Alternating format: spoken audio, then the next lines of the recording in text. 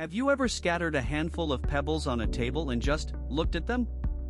Some land close together, others far apart. Now imagine measuring every single distance between every pair of pebbles. The biggest distance you find, call it big D. The smallest, little d.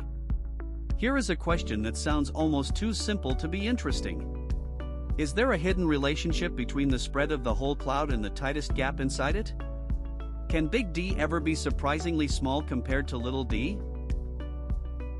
It turns out, there is a beautiful constraint lurking underneath.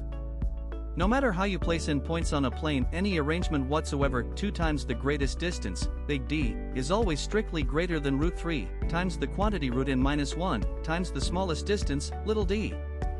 Let's pause and appreciate that for a moment. This single inequality works for any finite collection of points. And the proof? It is a gorgeous collision of geometry and counting. A really good way to deeply understand this result is to play with it yourself. So I genuinely encourage you to pause the video here. Try to arrange points in a way that makes this inequality feel tight. Try 3 points in an equilateral triangle. Try a grid of squares. Try a hexagonal honeycomb. Can you make big D barely larger than the right-hand side? See what you discover. Don't worry, I'll wait. Alright, let's build the proof together, one piece at a time. And the first move is a beautiful reframing. Around every single point in our set, draw a tiny disk of radius little d divided by 2. Now, since the minimum distance between any 2 points is little d, notice what happens, no 2 of these disks can overlap. If they shared even a sliver of interior, their centers would be closer than d.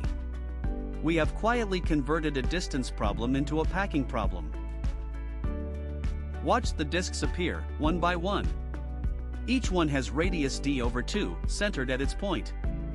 And look, no 2 disks touch or overlap. This is guaranteed by the minimum distance being exactly d. If any 2 centers were closer than d, their circles would intersect. But d is the minimum, so they simply cannot be closer. The disks are perfectly disjoint. A beautiful little consequence of one simple definition. Now, let's think about where all n disks actually live. All n points lie within a region of diameter big D. Each small disk extends at most d over 2 beyond its center. So every small disk fits inside a large bounding disk of radius big D plus d over 2. Notice what we have set up here, and non-overlapping small disks, all packed inside one big disk. And that is a situation where area arguments become very powerful. Since the n disjoint small disks all fit inside the big bounding disk, their total area cannot exceed the area of the big disk. The total area of n disks of radius d over 2 is n times pi times d over 2 squared. The area of the bounding disk is pi times the quantity d plus d over 2 squared. The left side must be less than or equal to the right. Let's see where this takes us. Now, through a bit of algebraic simplification, things clean up nicely.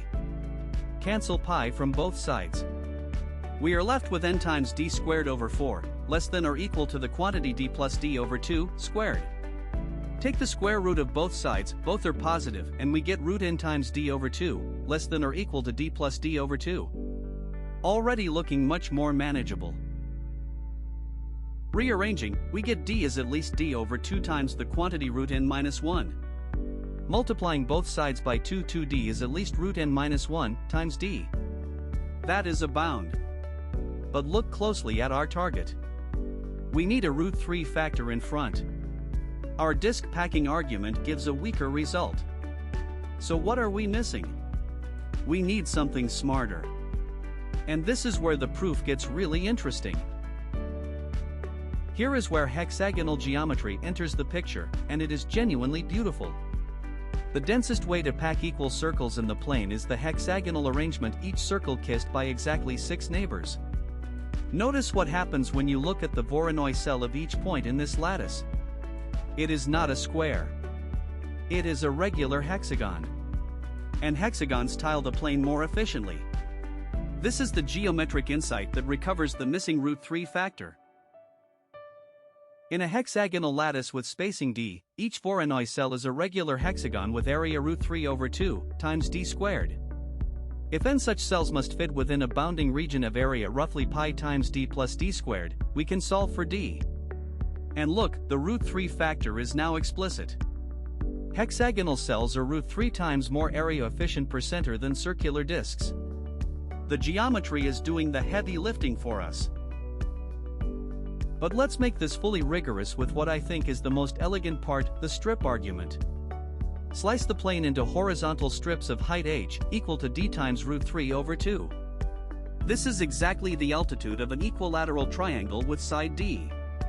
Now, within one strip, any 2 points must have horizontal separation at least d/2. Why?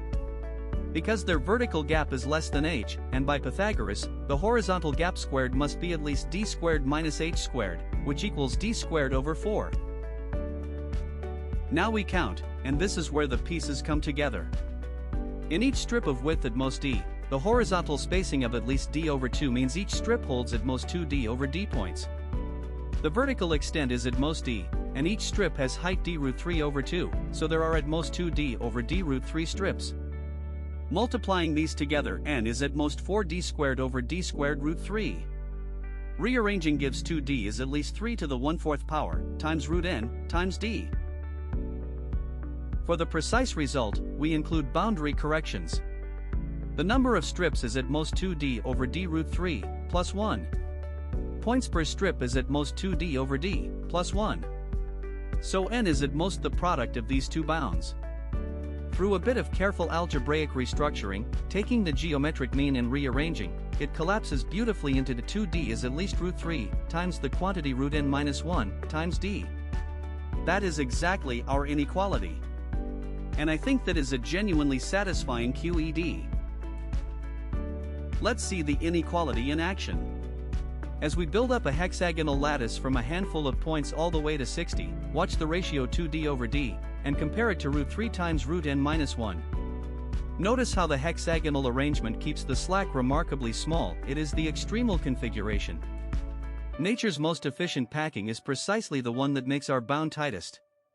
Let's pause and appreciate that. The geometry knew all along. If this proof gave you that little spark of mathematical joy, do hit the like button, and let me know in the comments which part surprised you the most. Subscribe if you want more visual proofs like this. Next problem coming soon.